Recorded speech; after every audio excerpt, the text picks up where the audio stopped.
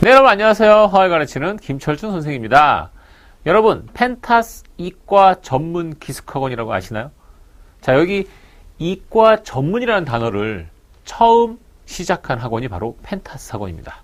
저희는 과학 전문부터 해서 이과 전문까지 이과 학생들을 위해서 여러 가지 여러분들이 쉽게 공부를 하지만 좀 공부를 어떤 걸 집중했을 때 쉽게 여러분들이 원하는 대학에 도달할 수 있도록 여러 가지를 준비했습니다. 특히 이과 전문 기숙학원을 둘로 나눠서 여러분들의 수준별 그리고 개인의 그 성향에 맞게 두 개의 학원에서 진행하는 그런 학원은 펜타스 이과 전문 기숙학원밖에 없습니다.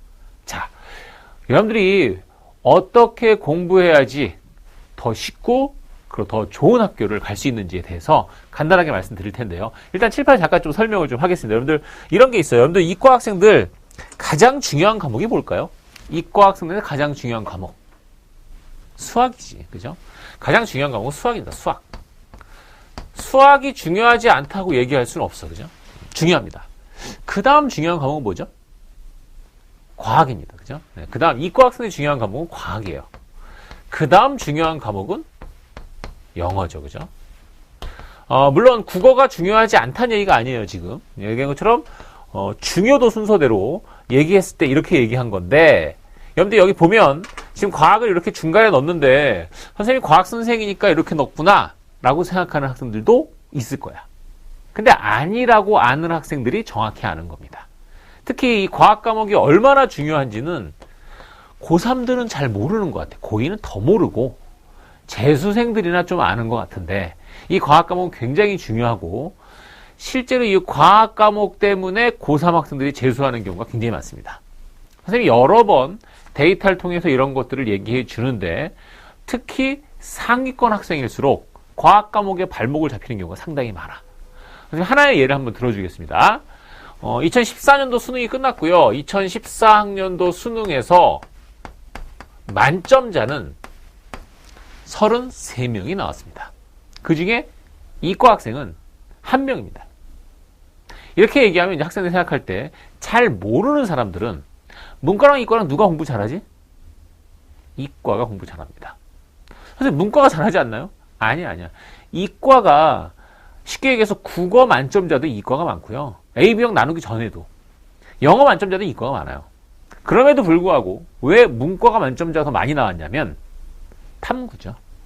굉장히 중요한 사항인데 2014년 수능이 끝난 다음에 수능의 결과가 나왔고요. 좀 전에 얘기한 것처럼 이과는 만점자가 1명이 나왔습니다.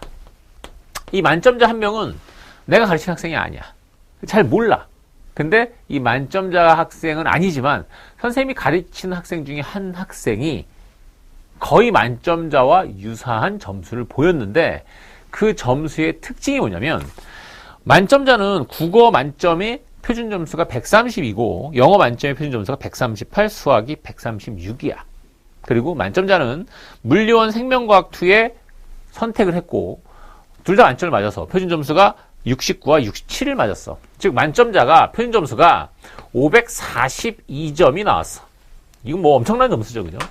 근데 선생님이 가르치는 한 학생의 특징이 뭐냐면 국영수에서 수학, 영어, 국어에서 만점이 나오지 않았으나 과학 과목에서 이 친구가 선택한 과목이 아닌 다른 두 과목, 그 친구는 화학과 생명과학을 선택했는데 생명과학 1과 화학 2를 만점을 맞았을 때 표준 점수가 굉장히 높게 나와.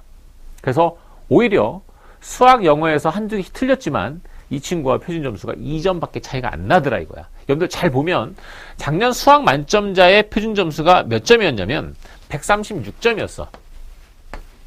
작년에 수학 만점자는 136점의 표준 점수를 받을 수 있었어.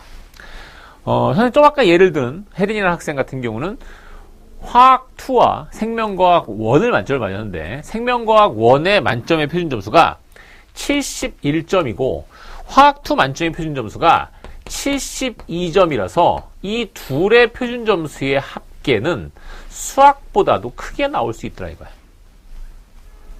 엄청나죠. 선생님들 이 결과를 보고 와 학생들이 왜 이걸 모를까 너무 답답하다 이런 겁니다. 여러분들 잘 생각해봐. 지금 보면 이런 식으로 수학을 공부할 때 우리가 투자하는 시간 엄청나게 많습니다. 그리고 굉장히 중요한 과목이야. 특히 펜타스 이과 전문 기숙학원에서는 수학을 굉장히 중요시 가르쳐. 중요하니까. 그리고 서울대 출신 선생님들이 수학을 가르쳐. 이유는 수학이라는 과목은 아무래도 논리랑 사고 이런 것들이 더 중요하기 때문에 아무래도 수학을 어디서 전공했는지 상당히 중요하거든. 그래서 서울대 출신의 선생님들이 수학을 쭉 이끌어 나가실 거야. 중요하겠지, 그죠? 또 하나는 과학인데 역시 과학 과목에서 이런 식의 표준 점수나 백분위 점수가 물론 중요하지. 상당히 중요한데 1년이라는 커리를 가지고 진행을 했을 때 처음에 출발할 때 4등급이나 5등급으로 출발을 해도 충분히 1등급이나 만점을 맞을 수 있는 게 바로 과학 과목이야.